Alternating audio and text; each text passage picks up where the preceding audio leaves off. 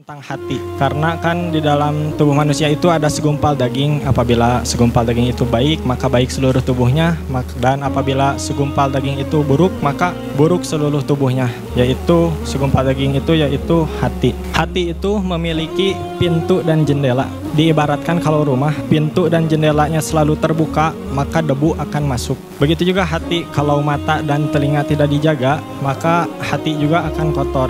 Kalau hati ingin bersih, jaga mata dan telinga. Kalau nggak percaya, buktikan deh sendiri dan rasakan perbedaannya. Misalnya hari ini cobain, kalau enakan lanjutkan.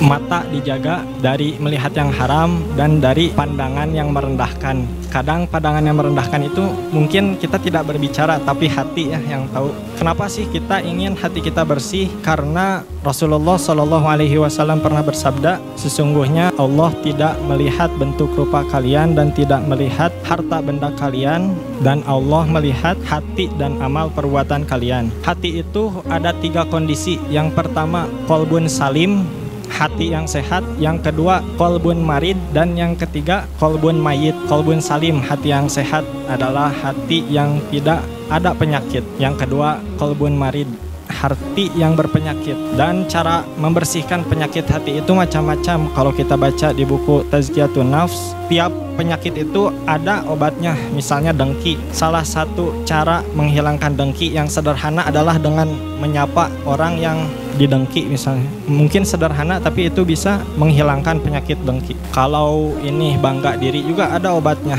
Dengan misalnya kita bangga dengan kekuatan, pada hakikatnya kekuatan milik Allah. Atau bangga dengan apa? Ketampanan. Kalau dibandingkan dengan Nabi Yusuf, jauh kita ya. Dan setan itu menggoda dengan berbagai macam cara. Apabila setan tidak bisa menggoda kita untuk terjerumus ke dalam maksiat, maka setan menggoda kita dengan bangga dengan ibadah-ibadah yang kita lakukan. Oleh karenanya kita selalu meminta kepada Allah diberikan petunjuk, diberikan hidayah. Karena di dalam Al-Quran kita diajarkan doa yang pertama kali yang diajarkan itu meminta hidayah. Ihdinas siratal mustaqim. Kita tidak ada yang menjamin kita masuk surga kecuali Allah. Oleh karenanya kita meminta kepada Allah agar kita wafat dalam husnul khotimah, dalam keadaan husnul khotimah dan memasuki jannah. Terus ada motivasi bagi kita semua ya dari seorang ulama.